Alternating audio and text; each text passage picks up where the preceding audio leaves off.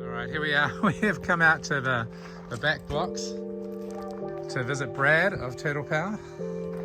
Although I may record over this audio. Hey Brad, alright. Oh, Mario.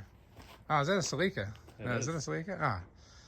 Those Celicas used to be so common once upon a time. Yeah, pretty hard to find parts for now. Oh yeah.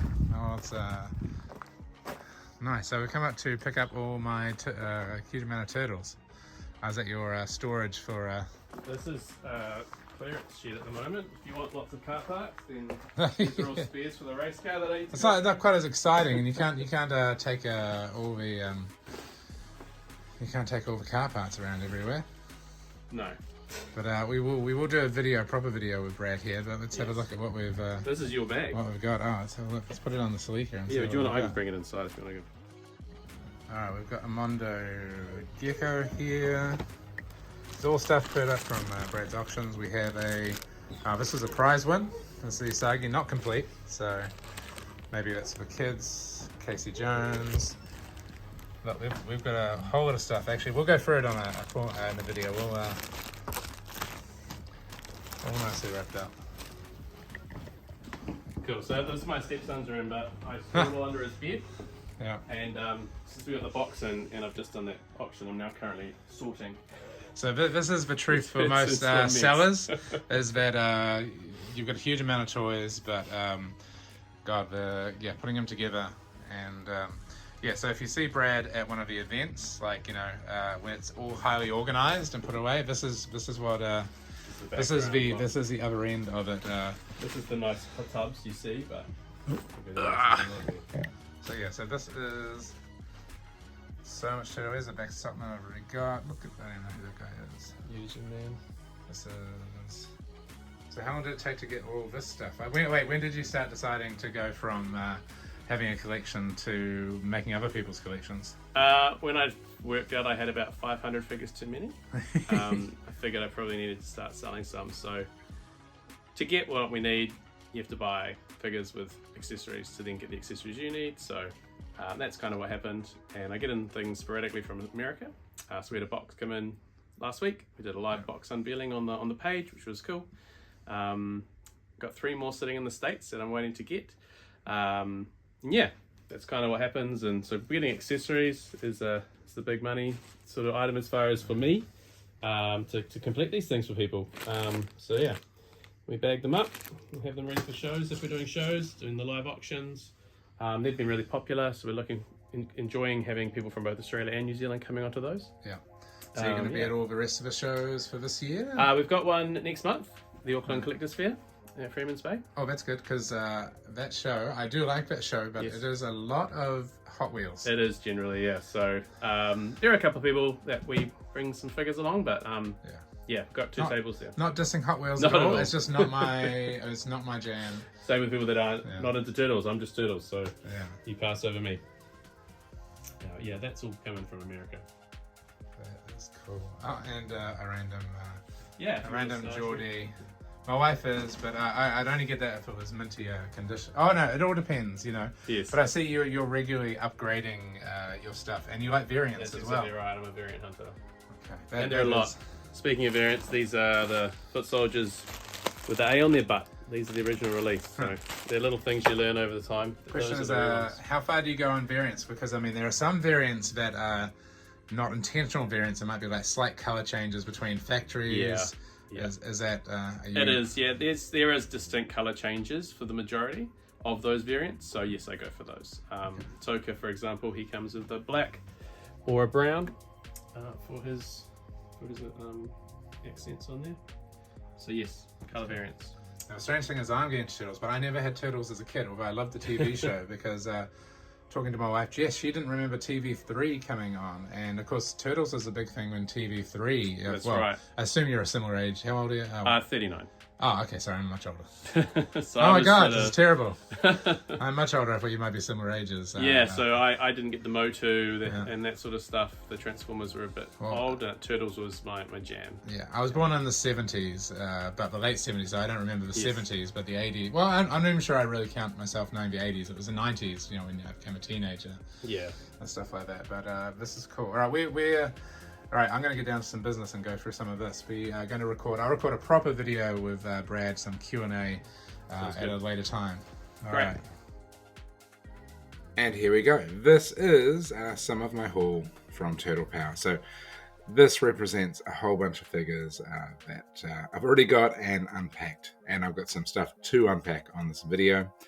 So from those initial purchases I did at the Taupo Collectibles show, my Turtles collection is pretty huge now. Well, look, Brad from Turtle Power, he's got a big collection of turtles. This is a burgeoning. So a lot of this stuff is the stuff that I picked up in the video. So you see a pretty good collection. So kind of key to this collection, one of my favorites I've got here is, of course, this very cool carded Mondo Gecko. So look, having a carded figure and in great condition is really special. Look, it's even unpunched, so the little bit is still in there, so the card's not punched.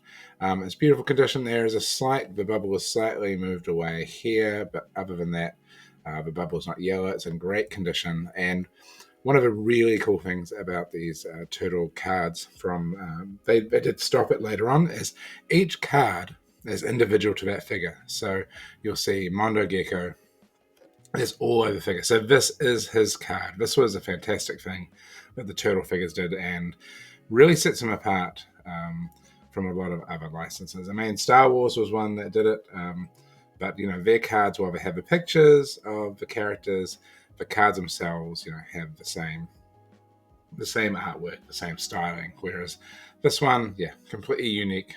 Pretty much, besides like the Teenage Mutant TMNT logo, is unique to this. So, Mondo Gecko, he was pretty early in the line in the first 3 years. He's a 1990 figure. So, very happy to have him. Now, Brad doesn't usually deal with carded figures. His collection is loose, but occasionally gets him through, and this is one that I got. So, look, a few little key things. These are also a little favorite. These some cool little PVC characters. I don't know a lot about these, but Brad had some of these. So I picked up a set, Leo, Michelangelo, and of course Donatello and Raphael there. So these are cute, and they go in my little PVC shelf of all my other little figures, which I should do a little video on since it's burgeoning. So here we go. This is most of the stuff that I got. You see, we've got here. Well, one thing is most of these are from the earlier years. So when I talk about early years, TMNT debuted the toy figures like in 1988 is when the figures came out. So look, the comic originally came out in 1984. The animated show first kind of started December 1987. It wasn't like a full series. It was like a little mini movie or 5 episodes kind of dashed together. They kind of called that the season 1 for the show, but it was a huge success, and the toys first hit the shelves in 1988, along with the ongoing kind of series as well. What I can recommend if you want to find out a little bit about the history of the toys without diving too deeply into the internet, if you've got Netflix, there's a great series on toys called The Toys That Made Us. They have a whole episode on the turtles. And I mean, it doesn't go too deep, but it gives you a really good kind of guide to how the toys evolved. So I won't go too far into the history, but here we got a good selection. Probably one of my favorites there, you can see, is Wingnut. He's from 1990. Look, the turtle creators were just absolutely firing on all cylinders. These figures are kind of fantastic and ludicrous. So here is Wingnut. He's huge bat-like character. It's got this cool utility belt. It goes right around the back. You see these wings he's got here, which are movable, and also they actually hold his accessories. So he's got the little grenade there and the revolver. So one of the big things about turtles is just the accessories. Getting the accessories can be, Brad tracks them down. But there are some very fiddly accessories on some of these, and many of them are lost. One of the cool things is this Wingnut, of course, being complete, comes with his little mosquito-like character, who I've forgotten the name of, but some of the figures did come with these like little extra characters that were all kind of molded in a single color. So I'm not sure of his name, but Wingnut. Absolutely fantastic toy there. While I try and stand up his friend. And here's a good example of a figure that all the accessories actually fit on the figure. So Casey Jones here in the middle. Casey Jones is from '89. Again, one of the most popular characters in Turtles history. He comes with 4 accessories. So you've got this broken baseball bat. You've got the golf club there. He also has a golf club bag which contains another broken bat. So one of the lovely things about the Casey Jones figure is that you can put all his accessories in the bag. Unlike the Panda Khan, which is just to the side. See, another thing is about good thing about some of these figures here is they all stand up. As they stand on this all stand, although I'm about to knock Casey Jones off and move a Triceratops. So Panda Khan actually comes with more accessories than this. He doesn't have anywhere to hold them.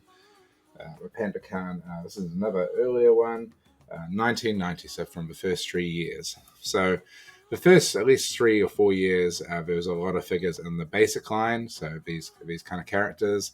Probably kind of like 1991 is when they kind of started expanding and doing a lot of variants.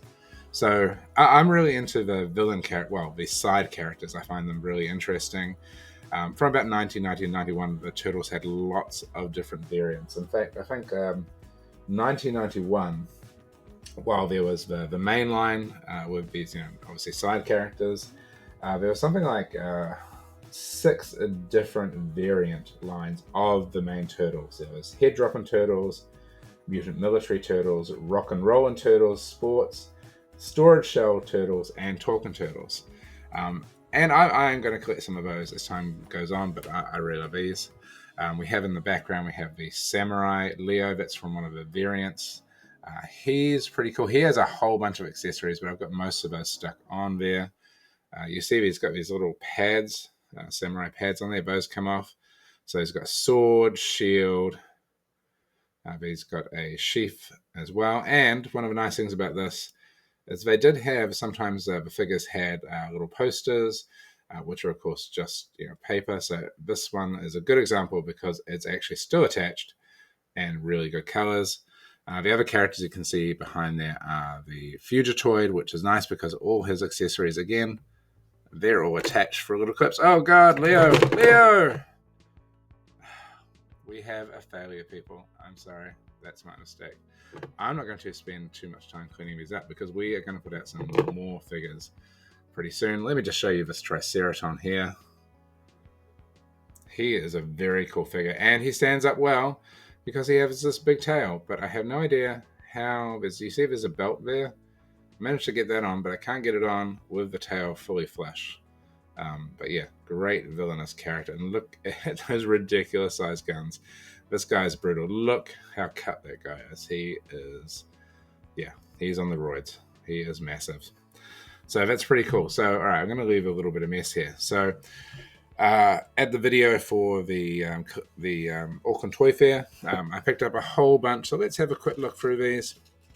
Again, I like the side characters rather more than Turtles. All these characters are fully complete with accessories. I'm not going to go through all the accessories.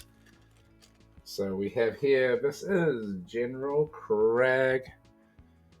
Again, look at this kind of stone warrior character. Look at those little things. He's got like a little ant or spider on his arm. He's got snakes climbing up his arms. Various little disfigurements. I have no idea what that little thing on top. It looks like a little scorpion, to be honest. So again, firing on all cylinders. These are so creative.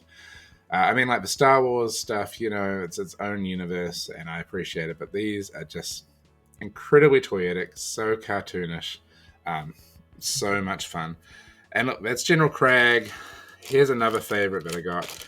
Again, this is a complete character, and he is incredibly wacky. I mean, look at this. This is Leatherhead. So he is obviously a Crocodile Dundee style. Crocodile, oh, yep, there goes the head. I actually haven't played with it. So let's put him up. So he's pretty cool because you can stand him up as a pose, and also he kind of sits lying down as well. Very cool character. I mean, obviously, I'd say Crocodile Dundee inspired. yeah, he's got that jaw action, and again, he's got a whole lot of he's got like a man trap and a shotgun. Very cool figure. So yeah, these are ones I picked up from an auction. Brad runs his auctions. I don't know, roughly every at least 2 to 3 weeks. Here's another cool villain. This is a Rat King again. Look, his belt is a run-over cat. One of the difficult things on these is you'll notice that there's some actual rats there. So this one here is molded on, but this little one on his shoulder is actually kind of plugged in. So often these got broken off. See if that rat down there is molded. And if you have a look, he actually has this, he has like a crossbow as one of his weapons. And okay, I was showing you that. That's now on the floor. Clearly too excited, but that has a little rat on it as well, and that's another piece that often goes missing. I'm gonna have to do some tidying up tomorrow because I've got figures now everywhere. Okay, now another little example. One of the interesting things that are a little bit different with these, and I'll show you in a moment here, is some of the early figures, and certainly the turtles themselves, instead of having the accessories loose, they had them on a weapons rack. So this is a favorite of mine. This is a complete Usagi Yojimbo. Now he's very interesting because Usagi was created by the artist and writer Stan Sakai. But was, I actually don't know full details of how he became a Turtles character, how he was licensed to the Turtles, and obviously he appeared in the kind of like the Archie Turtle comics, not the original Mirage comics. But he has his weapons rack. So like the Turtles characters, rather than these being all detached, they're actually on the sprue. But rather than it being say Games Workshop figures, they're just on a generic sprue. The sprue that they're attached to is actually a weapons rack. So because a lot of people would have just ripped these off to play with them, these weapon racks are one of the rarer things. Or they had some difficulty getting them. So very happy to have the Usagi here. So I will not break off his weapons. He does have I think he's got another sword in his bag here, and of course he has this giant spear. I can't remember the exact name for this particular Japanese weapon. So let's head to the last figure I got, and this is cool. Now this is also an example, one of the other things about Turtles, and this is something that Brad does, is he is a variant hunter. This is Napoleon Bonaparte. So he is a maniacal frog. He is from the 1990 basic line, and this is one of the variants. So there is actually different color variants with different dots. Will I go down that road? I do not know yet. Let me get a full line. At the moment, I'm trying to get as many figures from like the 88, 89, and 90 period. So yeah, that is cool. It's Napoleon Bonaparte. But yeah, a lot of these figures do have some color variants. Not everyone, but some do. Okay, so that's all the stuff that I've got opened at the moment, but this wouldn't be a Story Circle Toys video without actually unboxing. So again, obviously in that first video, I went up to Brad's place to pick up toys. In the Toy Fair video, of course, I met him at the event to pick up toys. This time, because he is a little bit of a distance away, he is out west, but it's a little bit of a drive into the country. But it is cool going over to people's place. Like, one of the things I want to continue to do is kind of like interview people in our in the toy industry. So it was really good. And I will do a proper detailed interview with Brad. I've got new sound gear, and also I have a service I can do videos like the Melody interview video. So I will do one with Brad coming up. Now, let's get into this box. So this is another auction purchases. So this has some cool stuff in it, including a figure from the 88 line. Oh, let's open up. So this is cool. I always love this. Got a few lollies. Thank you, Brad. That's always fun. That's something to save for the children later on. All right. How many did I buy? I'm not going to go into pricing on these because the 88 figure the 88 figure I got was kind of expensive. Probably the most expensive one I've purchased, except for the carded Mondo Gecko. Okay. Let me just rearrange the stuff. So let's go these figures one by one. And this is going to be a little bit of a surprise for me. Because I think I've got written down what I purchased, but like, let's see. I've only seen them on the video on his auction. This is a Ray Fillet. I don't know some of these characters there from Beyond My Turtle Time. This is one of the color variants.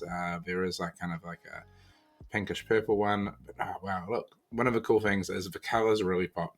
Look, I've talked about how toyetic these are. One thing should be said about the coloring on these figures. These would have looked amazing in a toy store. So eye-catching. And this Ray Fillet, look at that! Look at that beautiful sculpt on the face. That is fantastic. Now, I think the Ray Fillet figure. I think this is a slightly. Let's just check when this character was from. I think I've got it written down. He was another 1990 figure. So happy to have the Ray Fillet. I think he even come with a little character. He does. It seems like the figures later on the line, the less accessories they had. And I can't even tell what this guy is. Maybe somebody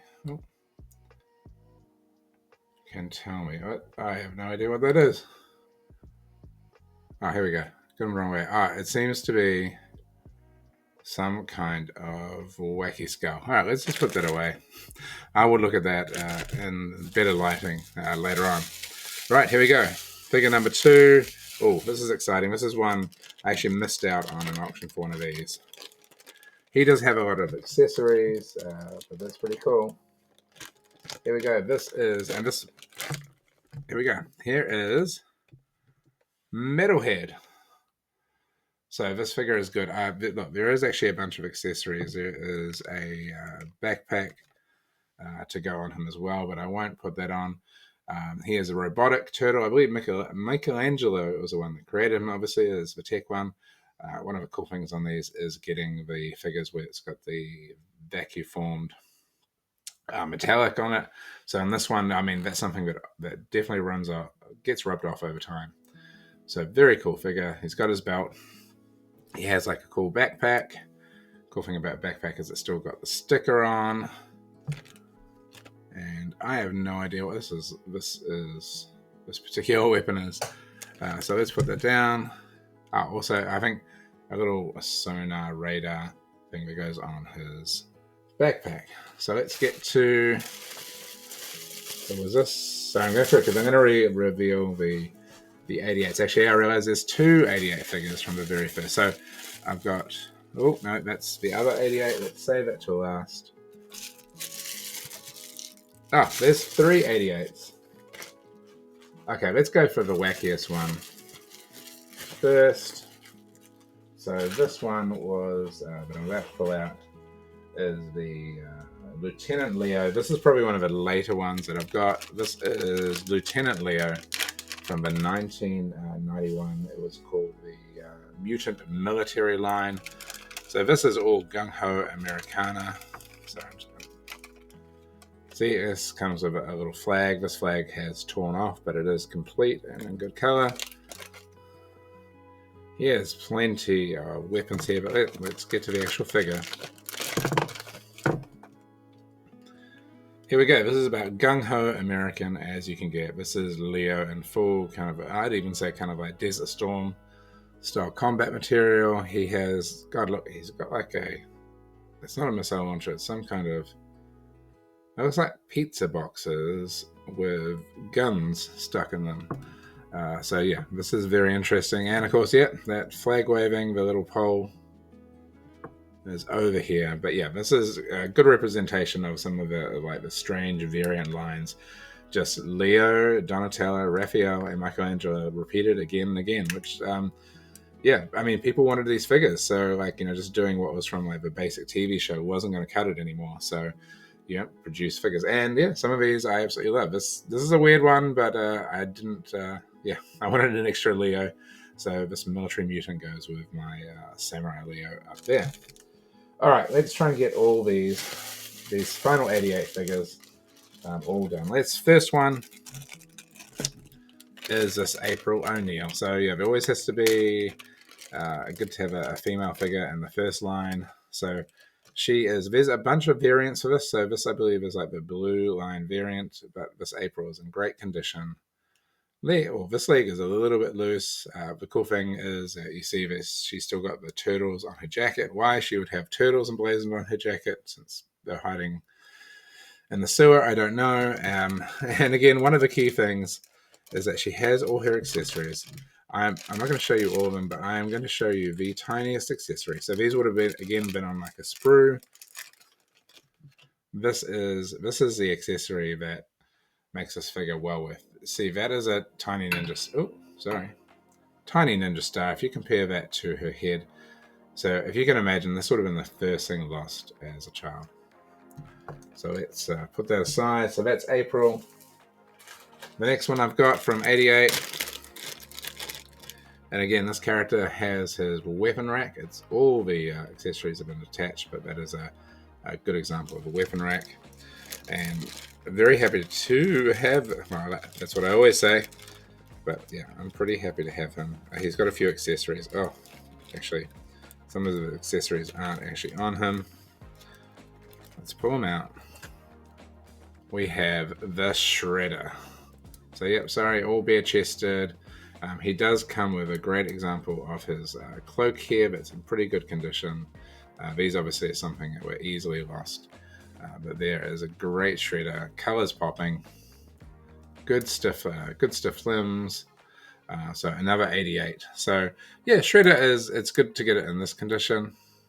But there is one rarer, well, one slightly harder to get that has a couple of different variants. And I have managed to misplace him. How unfortunate. Here he is. So this is early online. There are some of these that have a whole bunch of different. There are some variations, some early variations. But one of the things that why this figure is a bit harder to get is because of accessories, but also because people like to army build this figure. So people can hog this figure. This is a foot soldier, member of the Foot Clan. You see there. Let's just get her into focus. He's got the little red foot symbol. He is goofy and menacing. In the comics, obviously, these were actual ninjas. In the in the cartoon, of course, they were robots. So again, he comes with his weapon rack, and Brad has taped his weapons onto it. So he has his kind of like shell cracker there, and this kind of like mace, and the dagger is still attached to the rack. So yeah, foot soldier is a little bit harder to get, because people would love to have a bunch of foot soldiers. I'm not sure if I'll ever get that many, but here we go. All right, it has been a while. This is going to be a long video, but I love showing off these turtles. Hopefully I'll have all of them on full display with all the accessories, and I've got to put the accessories somewhere where they won't get lost again. So thanks to Brad for letting me film and heading up to his house. Apologies to these poor turtle figures that are now spread everywhere. That is Story Circle Toys. Look, drop me a like, drop me a subscribe, drop me a comment. Everything's appreciated as the channel grows.